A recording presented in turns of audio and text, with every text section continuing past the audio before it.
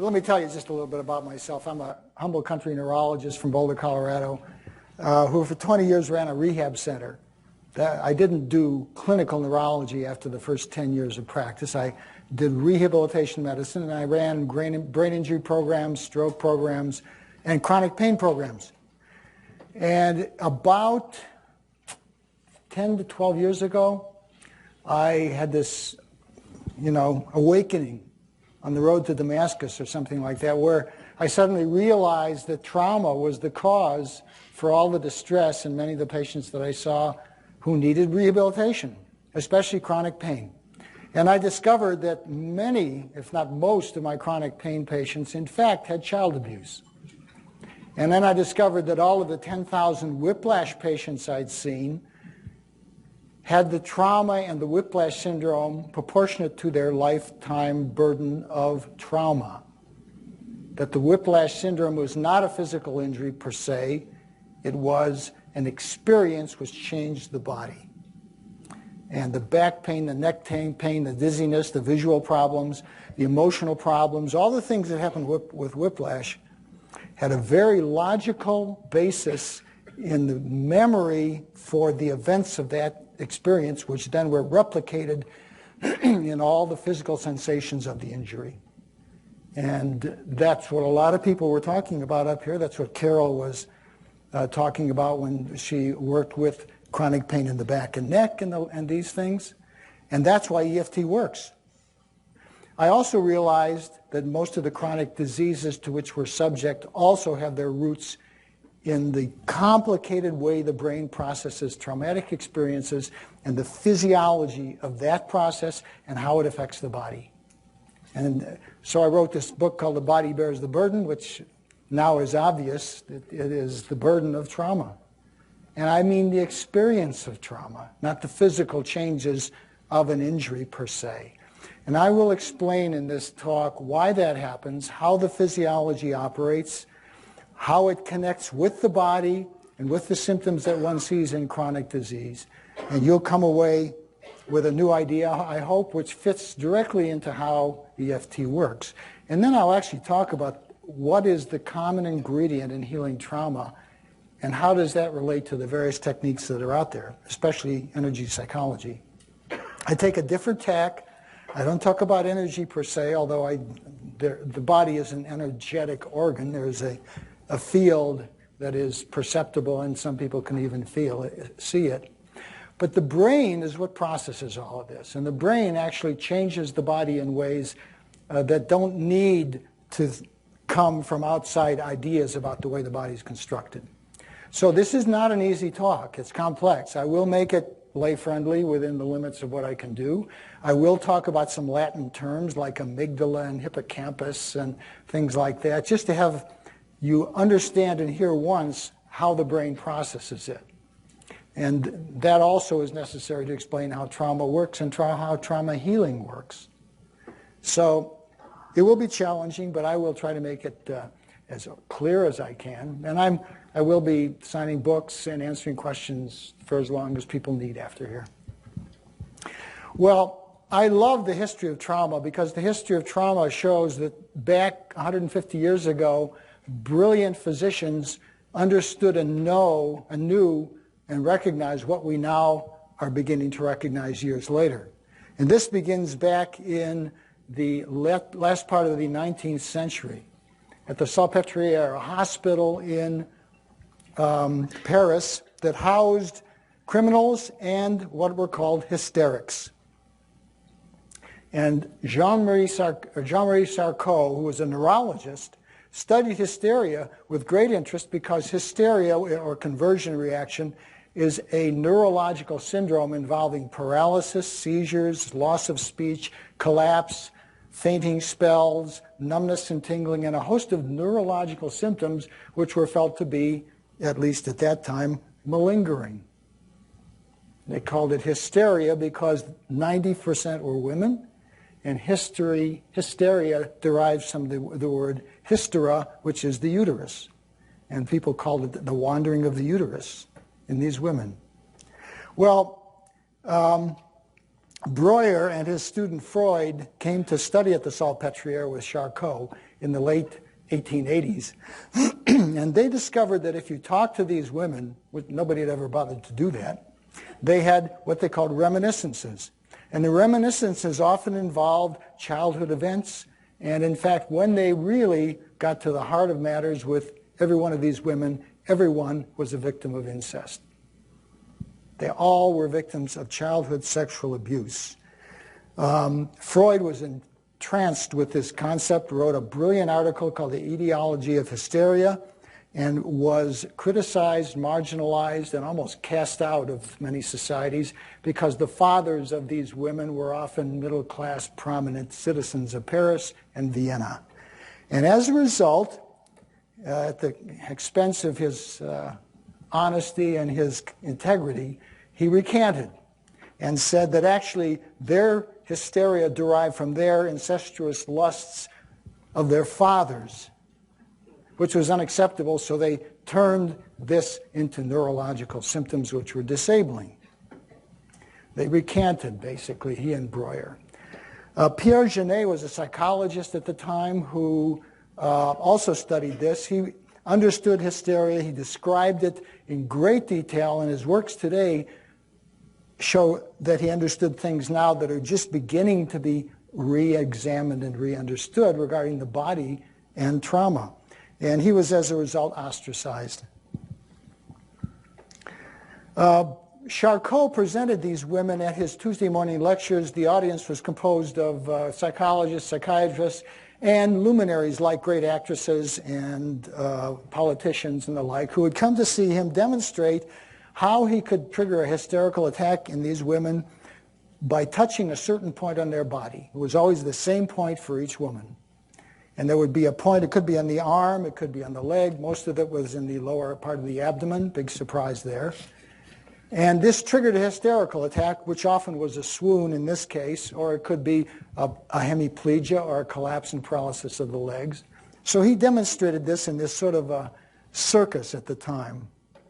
Genet talked about fixed ideas, idea fixée, the spectrum of symptoms, which included body symptoms, somatic symptoms, emotional, perceptual symptoms where there was blindness or loss of speech, all triggered by a cue that related to the trauma. And the fact that these events occur with a specific cue is very important to the whole understanding of trauma and how it expresses itself in the body.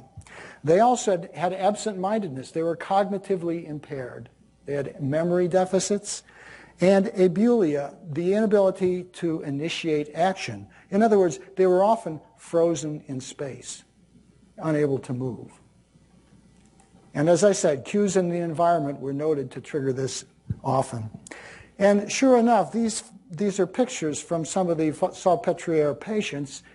All of them had neurological signs. This woman has what looks like is a hemiplegia, paralysis of the right side of her body.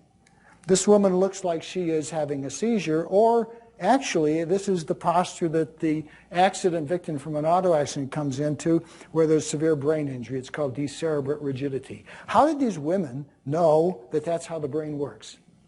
How did they know this? They didn't know this because hysteria is a physiological syndrome. We now know if you do energy scans of the brain that the parts of the body that are impaired, the representative area of the brain is also impaired, objectively, in this so-called psychological syndrome. So psychology, neurology, these are the same thing. The brain and the mind of the body are all a continuum. And one can have, in a psychological syndrome, evidence for physiological changes in the brain. Well, in World War I, which was a unique war because it was fought in trenches, the soldiers developed an unusual syndrome. Even as early as the Civil War, where there was a diagnosis called soldier's heart, soldiers were known to suffer from emotional distress in battle. In World War I, however, these soldiers were helpless much of the time. They were in the trenches, they were being bombarded, they had no way to protect themselves, and they developed what's dissociative symptoms. We talked about dissociation briefly, and they basically got stuck in postures and positions which reflected the last act of self-defense that they attempted before they became totally helpless. And these postures reflect the same type of thing that you see with the hysterical women. And then Sandor Ferenczi, who was a contemporary of Freud, described a tic. Everybody knows what a tic is. It's a habit spasm or a muscle movement that's repetitive and compulsive and seen in times of stress. As an overstrong memory fixation on the attitude of the body at the moment of trauma. It was a self-protective mechanism which stayed after the traumatic event. Why would it stay? Well, we're going to talk about that. Every time you see somebody with an eye twitch, a face twitch, a shoulder twitch, a clearing of their throat, a cough, that represents an old memory for a trauma that was never resolved. The roots of trauma require two elements, a threat to survival and helplessness. Trauma does not occur unless you're helpless. A threat to survival, of course, is relative.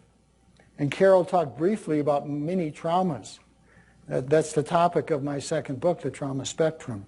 Any negative life event that's severe enough to compromise your well-being and therefore probably your survival, where you have no control, assumes the quality of trauma. Threat to survival and helplessness. And what that causes, of course, is what, can't remember your name, what you experienced, the freeze. Dissociation and the freeze are connected. The freeze response is the thing of most importance in the study of trauma. The freeze response is what the opossum does when he's run to the ground. He falls, he's immobile, he's feigning death. No, he's not. It's a physiological, unconscious, instinctual response. It's associated with flooding of the brain and body with endorphins, so you can't feel pain.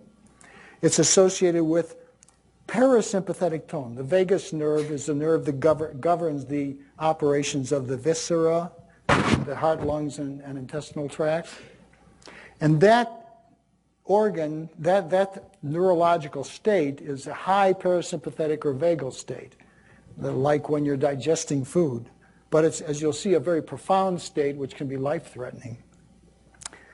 If you've been running to escape, you've been in a sympathetic dominant fight-flight activity, high pulse rate, high heart rate, energy expenditure. If then you go into the freeze response, which is just the opposite, immobility, vagal, parasympathetic, you may for a while be in this wild state of hyper cycling between sympathetic and parasympathetic dominance.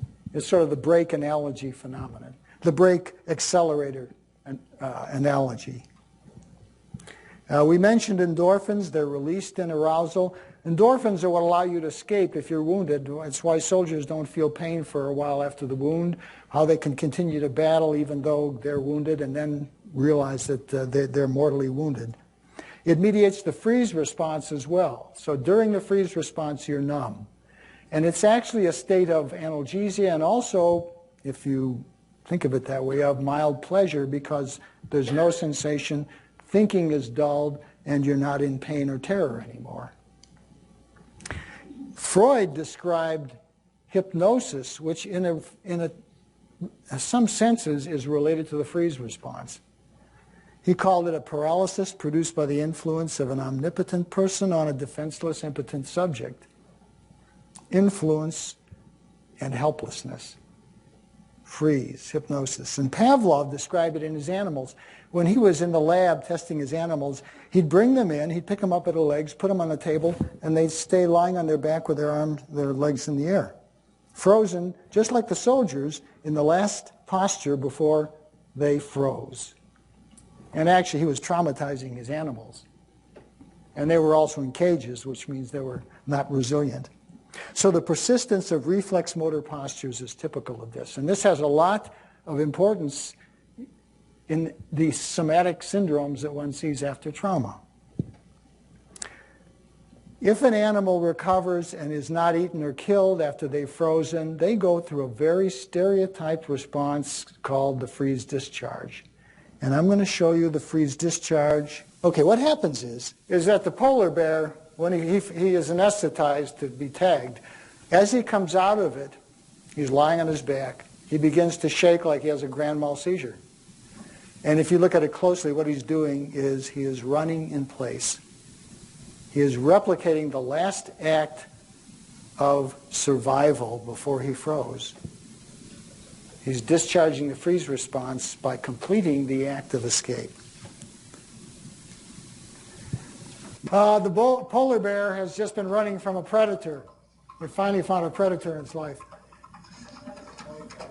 And it's now getting sedated. Well, it's going to collapse because of the sedation, but it will also freeze because it's being traumatized. And as it comes out of it, it goes through what looks like a grand mal seizure. Now, if you watch the belly, at the end of the discharge, it completes the whole thing with deep inspiration, expiration. See the belly collapse? It's re-regulating its autonomic nervous system. Now, if you look at it slowly, it's running in place. It's replicating the act of escape. And it looks dramatic. It looks like a seizure. But it, in fact, is simply replicating what it needed to do to complete in procedural memory the events of that trauma, which therefore were extinguished, and it could go on with its life.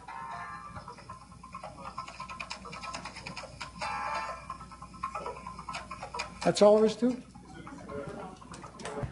Now, if you don't discharge the freeze response, it's very serious. It's not good for you. This is a little study done with baby chicks, and this investigator took these chicks and held them in his hand until they froze. They're naive. They will freeze if helpless and threatened. He then put them on the table and let them go and discharge the freeze response, which they did. Then he put them in a vat of water and tested how long they swam before they gave up and sank. It's a measure of resilience, very primitive test that Hans Selye did with his rats to study rat resilience. He then took a second group and didn't immobilize them, simply put them in the vat of water and measured their survival efforts through the time they swam. Then he took the third group of chicks, immobilized them, put them down, and then poked them with a pencil until they came out of it without discharging the freeze. And when they did, he put them in the vat, they sank to the bottom. In other words, having frozen, having discharged the freeze response provides resiliency to future trauma. And in fact, the chicks who had discharged the freeze response swam longer than the chicks who'd never frozen. So it has a purpose in survival and in resiliency. And some animals don't discharge the freeze response routinely. These are animals such as laboratory animals, domestic animals, zoo animals, human animals. And the common feature, of course, is they all live in cages. And we live in a cultural cage, which inhibits that instinctual response, which is why we are so easily traumatized. And it is a cultural phenomenon. Indigenous tribes routinely discharge the freeze, but acculturated urban human beings seldom do. Has a lot to say about the way we are and the diseases that we suffer from. Well, trauma is an aberration of memory. And to understand memory, you just need to know the basic categories of memory. You're using what's called conscious or declarative memory or explicit memory. It's memory where you learn facts and events, where you store information, you take a course, and you hope you remember everything that you've heard. Or you memorize long lists if you're a medical student, and you retain them long enough for the test, and then you forget them. Because declarative memory is very fragile, very subject to decay. I remember 20% what I learned in medical school. Very subject to decay. Trauma memory is held in non-declarative memory or implicit memory or procedural memory. These are the kinds of things we use to learn skills, how to learn a musical instrument, a sport. That's how we learn that, and they tend to be hardwired. When you learn to ski, you never quite forget all the nuances. You ride a bike, you can ride a bike the rest of your life once you've learned the skill.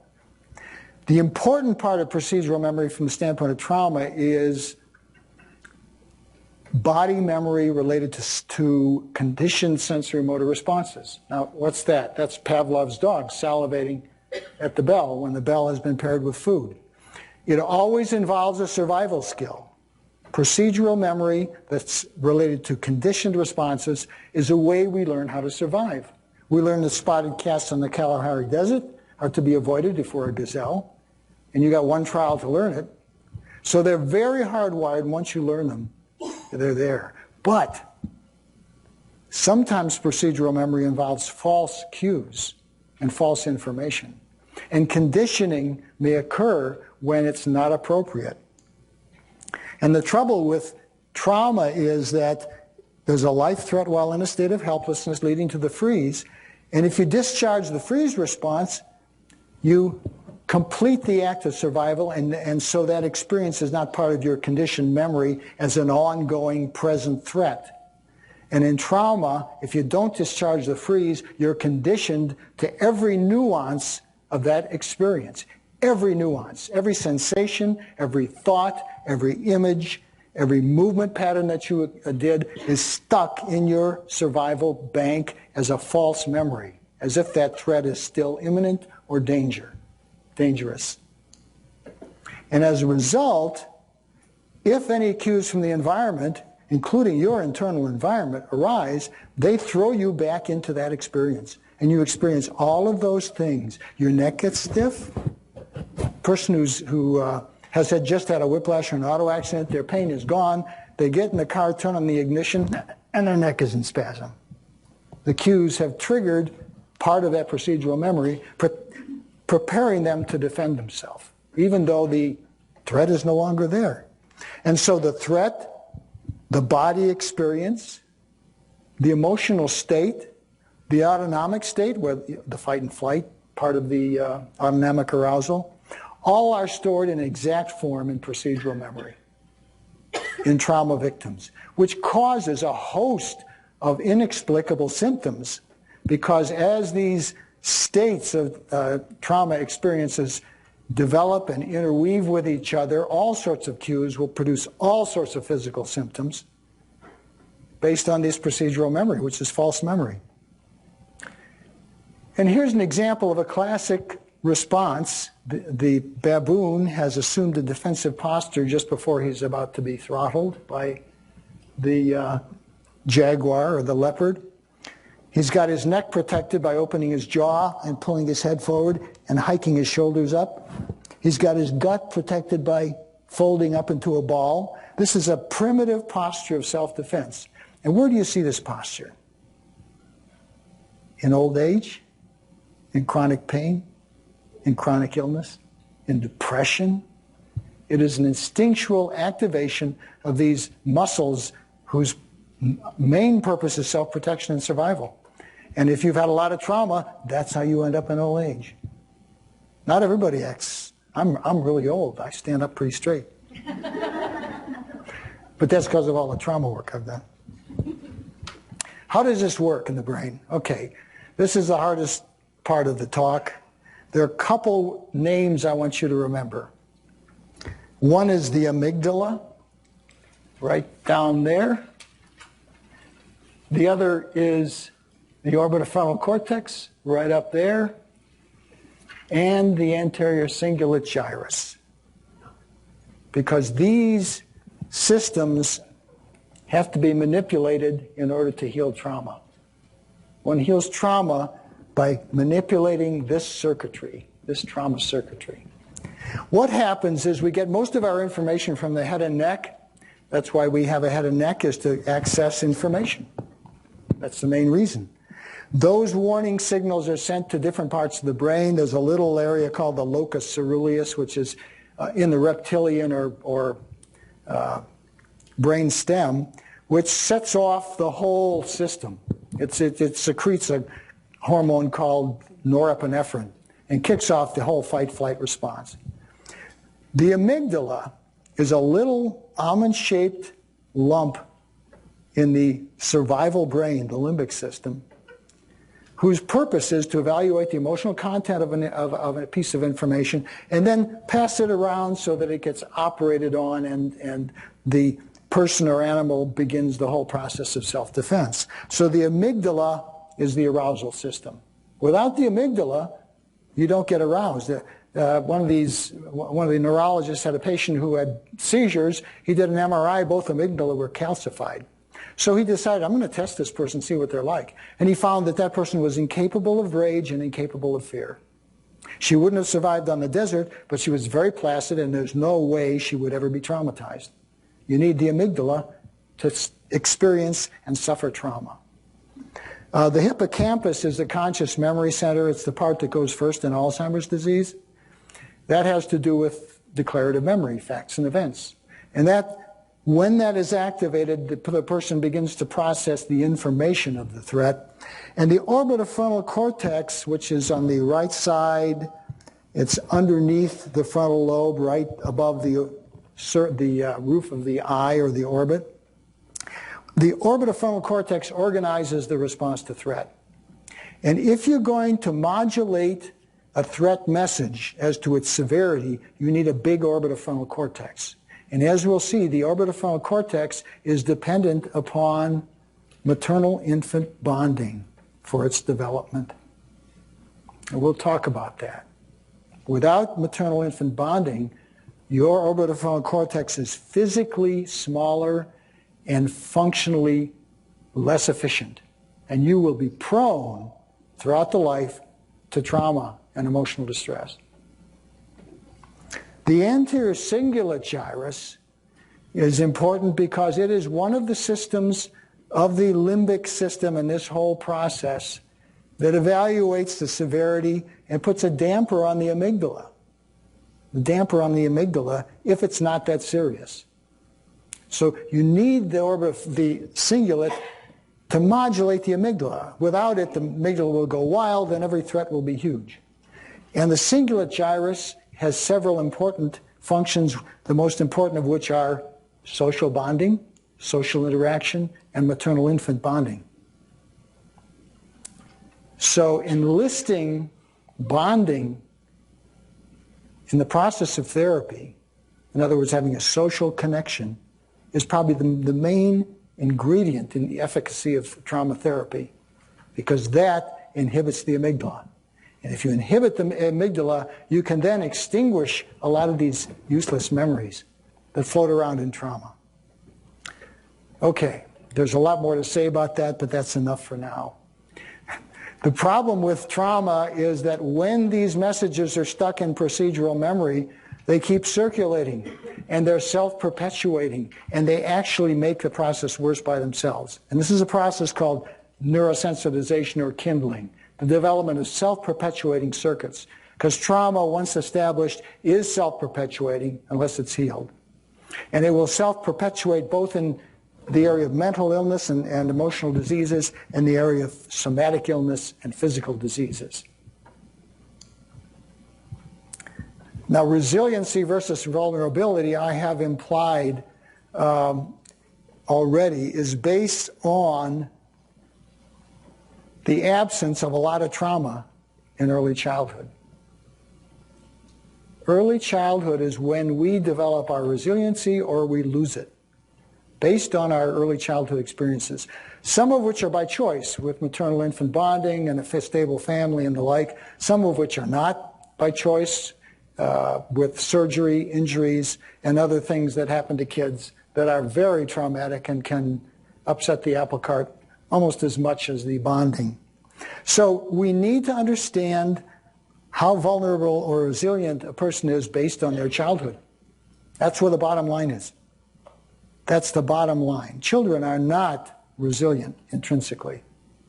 They're very vulnerable.